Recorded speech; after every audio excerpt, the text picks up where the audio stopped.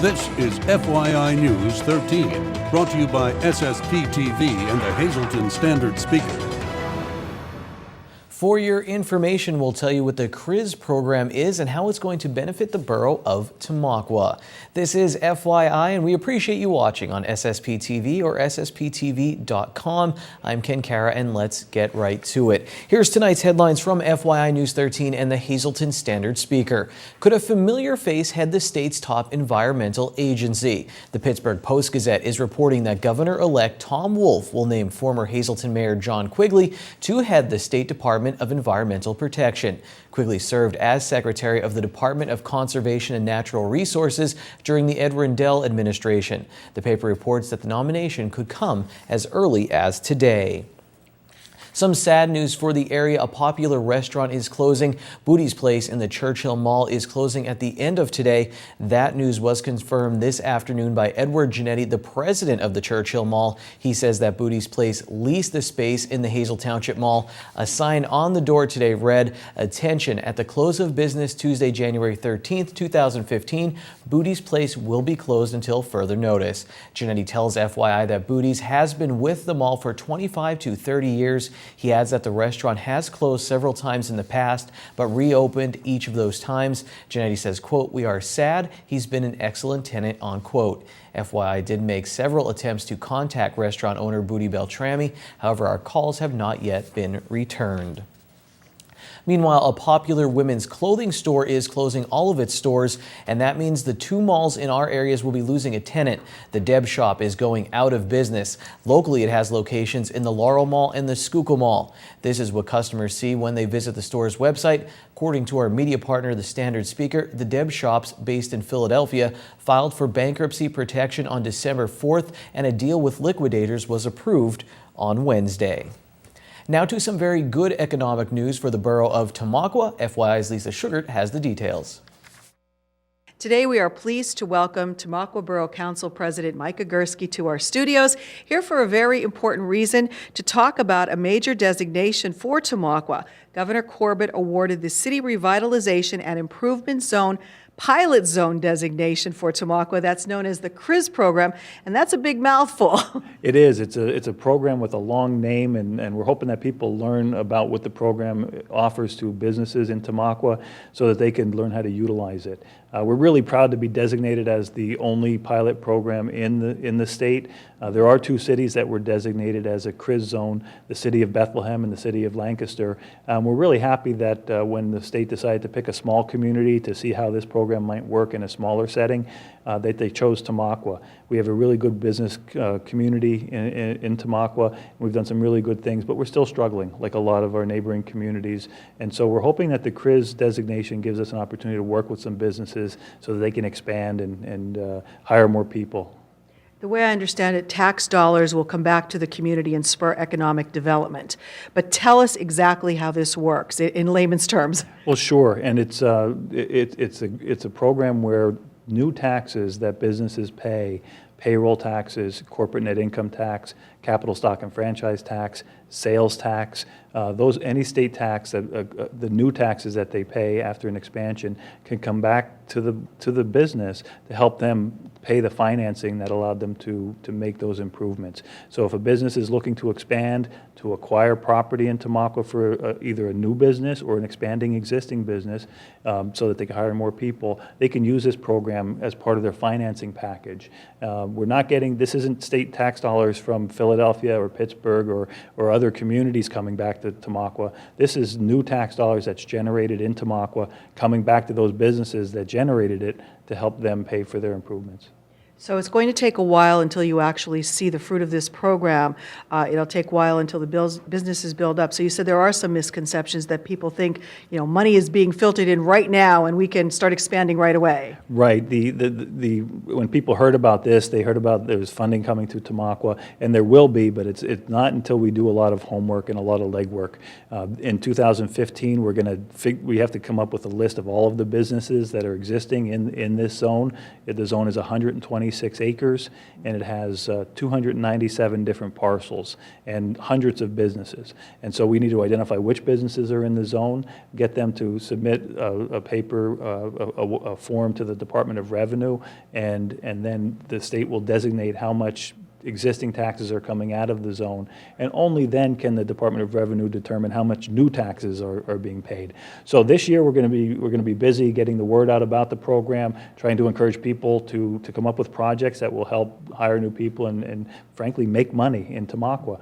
And then next year in 2016 we might be eligible to receive funding back from the incremental increase in those taxes. So we still have a lot of work to do this year. It will take some time, but really we're looking for businesses, existing and new, who want to expand or start new in Tamaqua, and we can really help them finance their project. And if somebody watching right now has a business or is thinking of creating one, where do they contact? Do they call you or who? They can contact the Tamaqua Borough Hall, 570-668-3444. We're keeping a list of anybody who's expressed interest in the program. We included 297 different properties. We want this to be open to everybody. We want this to be open to existing businesses. We included almost the maximum amount of acreage that we could because we want it to be available to everybody possible. But if they're interested, they should contact us early so we can start talking about their project. There's a local authority that was established, the Tamaqua CRIZ Authority, which will be the financing agency that will work with the business owner or the business developer to understand how this financing could be used in their project. All right. Well, very good, very informational. I wish you the best of luck. I hope a lot of businesses out there decide they want to expand or that some new ones do come your way. And I invite you to come back and update us on how this progresses to let us know. With Tamaqua, the first borough to be designated with this CRIZ program, we hope it's a tremendous success. Thanks, Lisa. Well, we're going to take a little break, but come back because the next block of news is packed with an all-new Care for Kids segment, our weather forecast, and Lisa Sugart is back, and she has an interview about a popular annual dance in the Freeland area. And in sports, we take an in-depth look at Pittston area's win over Hazleton area in girls basketball.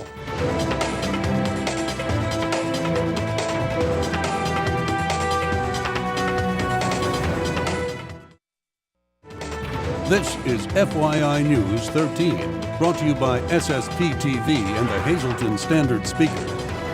On today's Care for Kids segment, we are going to focus on pregnancy, specifically with teenagers throughout the greater Hazleton area. And I'm joined today by Val White, and she is talking about CareNet Pregnancy Resource Center. It's new to the area, right, Val? So thanks for joining us here on FYI. Thank you. Yes, I'm with a group of people who are looking to bring a CareNet Crisis Pregnancy Center into the greater Hazleton area. CareNet is a pro-life Christian organization that is nationwide. They have about 1,100 pregnancy centers throughout the United States.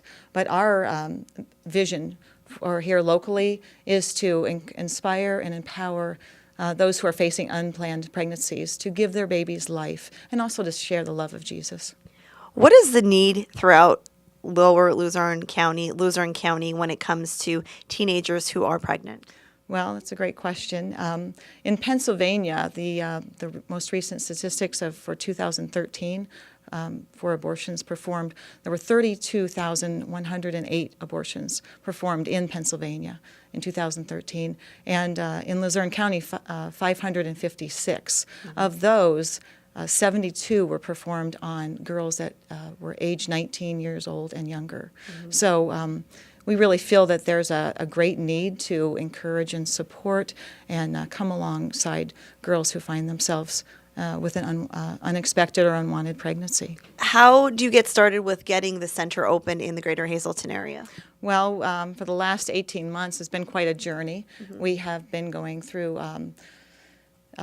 getting our 501c3 and getting volunteers. We're looking for a director, and currently we're the next couple months we're looking for a physical location to house the center, one that will provide what we need for to offer the services for the girls.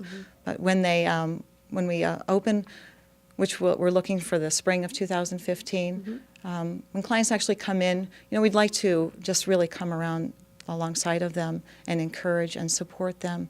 When you find yourself pregnant as a young teenager, that can be a very frightening experience in your life. And we're not just here for teenagers. Quite often you can find yourself with an unwanted pregnancy in your 20s or 30s or even 40s, even being married with other children. And so we want to come alongside women and just offer them the love and compassion and understanding when they walk in the center. So if anyone is watching this segment and they are interested in being involved in some way, how do they contact you?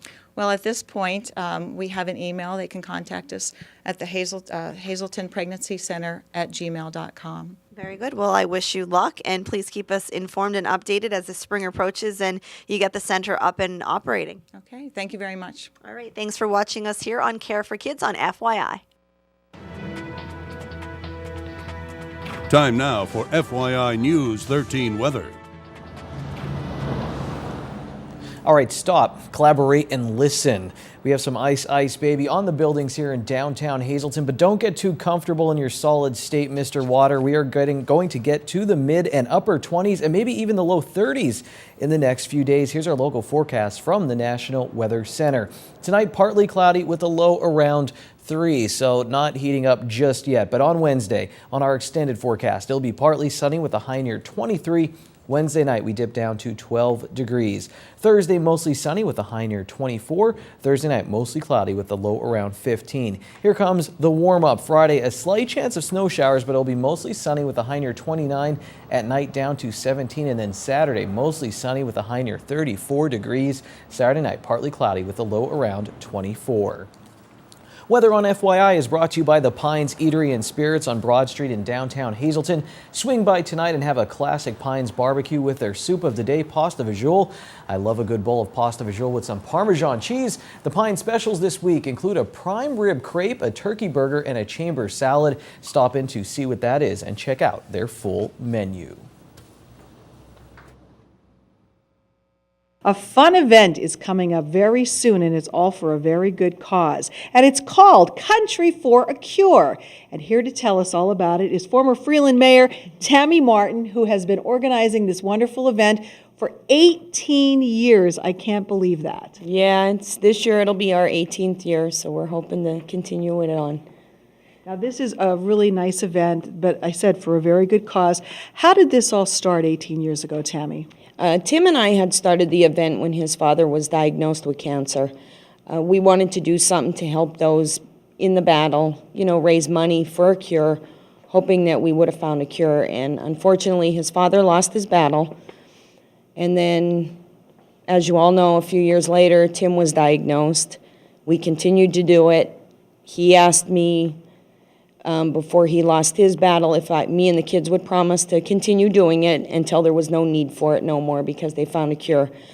Tim lost his battle in 2010. Me and my family continued to do it, and then just this past July I lost my father from cancer. So to me, this event is very personal. Absolutely, very personal. And for anyone, I'm sure everybody does know, but Tim Martin, your late husband, was the mayor of Freeland at the time, and it was the mayor's dinner dance, and then you became the mayor of Freeland as well, and it was still the mayor's dinner dance. Now it's Country for a Cure, and you are helping out, the money is staying locally. You're helping out local people. So how wonderful does this make you feel to know you're helping neighbors in need? It does. Every penny that's raised stays local.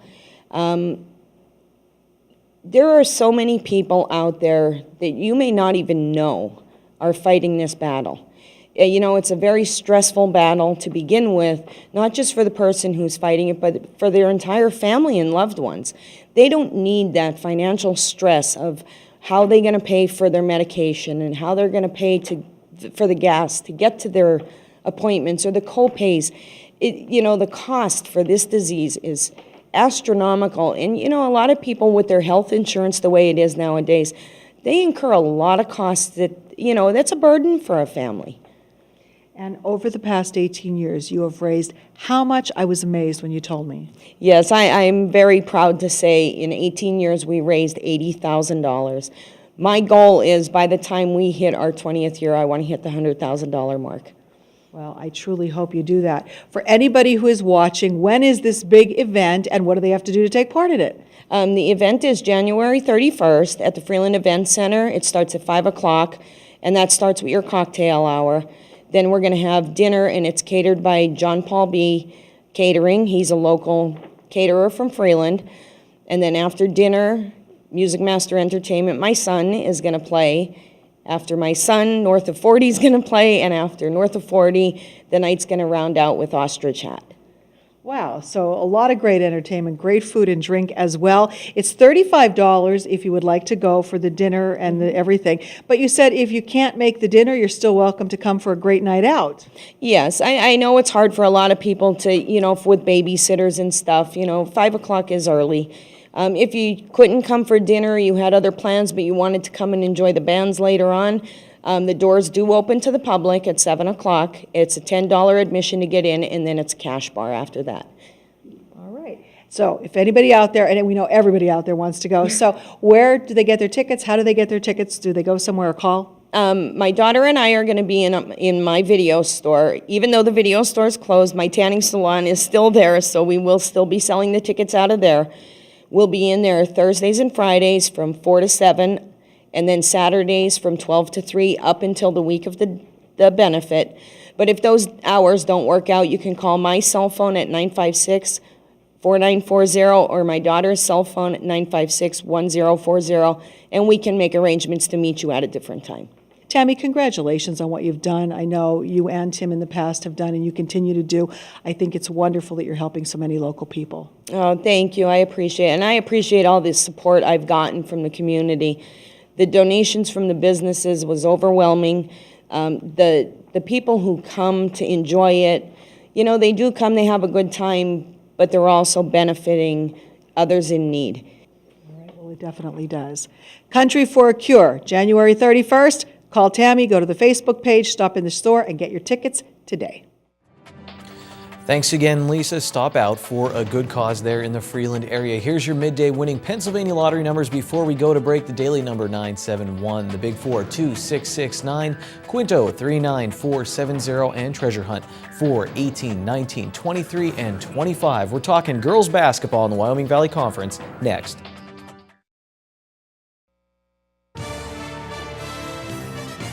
This is FYI News 13 Sports. Even the best drivers can get a little shook up when they slip on some ice. It messes with your confidence. That's kind of what happened last night as the snow and freezing rain was falling outside. Pittston area was throwing Hazelton area off their game inside the Huey McGeehan Gymnasium. For the first time during conference play, the Lady Cougars slipped up with a 54-43 loss to Pittston area. But the Lady Cougars will get back behind the wheel, and they should be confident the next time the teams meet up. When it's high school girls basketball season in the Hazelton area, you can bet on two things: some harsh weather outside and a hard-pressing Lady Cougar team inside. Pittston area weathered both on Monday night. It was a rough ride up, so and it was rough while we were here, and then it's gonna be a rough ride home. So Hazelton, like I said, is a well-coached, very good team. They're year in and year out. They're well-polished, and they're signature press, and we just did maybe a little bit better today, but we have them again, so we'll have to be ready for another fight. You guys seem to find the open spot in the floor all night with the Cougars, and then you were able to make the shot. We definitely look for the open person all the time. A couple games we've had over 20 assists, so we preach teamwork, and it doesn't matter who scores as long as we win, and the kids pass the ball well. Along with finding the open spots and shots on the floor, the Lady Patriots were able to put a mental dent in the Lady Cougars press, at least early on, according to Hazelton area's head coach. I didn't underestimate them. They didn't do that, without a doubt. But they were pumped up and really positive, really thing. And like I said, right off the bat, we didn't get a good start.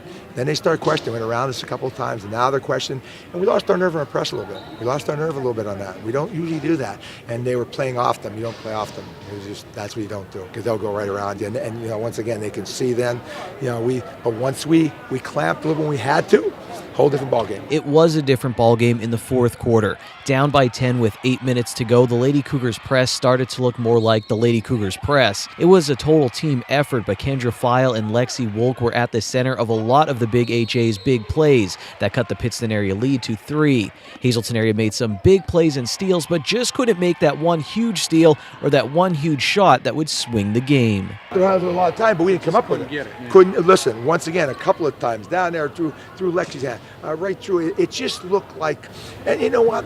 That's adrenaline, that's excitement, that's the game, and I think being down the whole game. You got to when you make the run, you got to get up one time, and then we break down, and give them a layup or a 3-point play, and then all of a sudden everything you worked for it goes back up to 5 or 6, and then you got to make a play. But I give my girls credit, give them credit. It was a good game. At the end of the night, it was Pittston area's head coach Kathy Healy holding flowers and a plaque after her 300th career victory, and Hazleton area's head coach was holding his pregame notes. Not real big, but they're quick, and we said going in. I mean, I don't know what the heck it was, but the number one thing is keep them off the boards, because they really crush the boards, and you go elbow to elbow, and there it is, box them out. You got to box them out, and we didn't do a good job with that. But give them credit. They played well. In our gym and stuff, we were on a high flow, but sometimes you need a little slap in the face to get you going there. Both coaches and teams know they will meet again later in the season, and whoever weathers that storm may be on their way to a conference championship.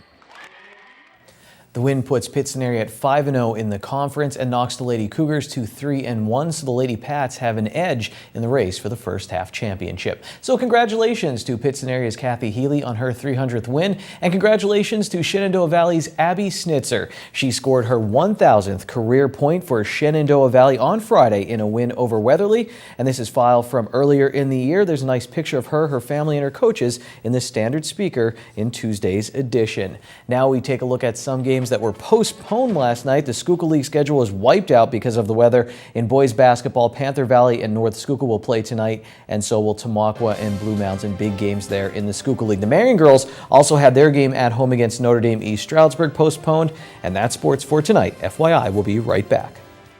Happy Wing Night. It's Wing Night at Bottlenecks. Get $2 off your order of wings or all-you-can-eat wings and boneless wings for only $14.95. Bottlenecks wings are voted best wings in the area year after year.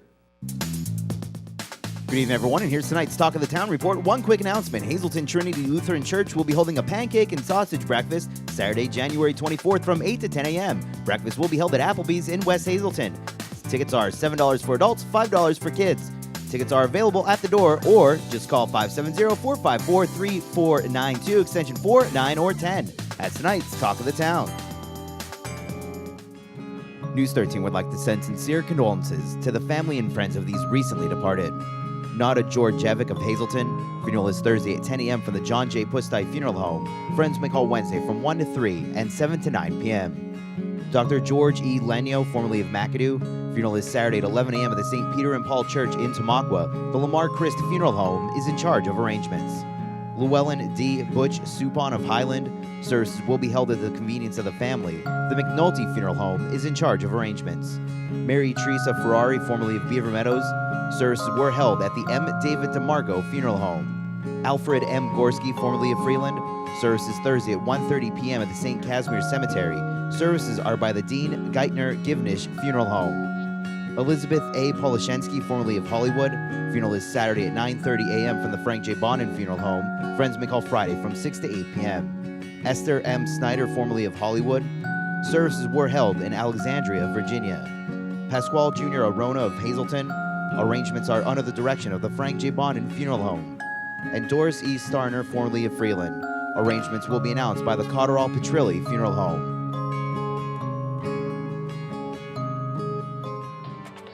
Lots of news and sports information coming your way yet again tomorrow on FYI. I'll see you then. Take it easy, everyone.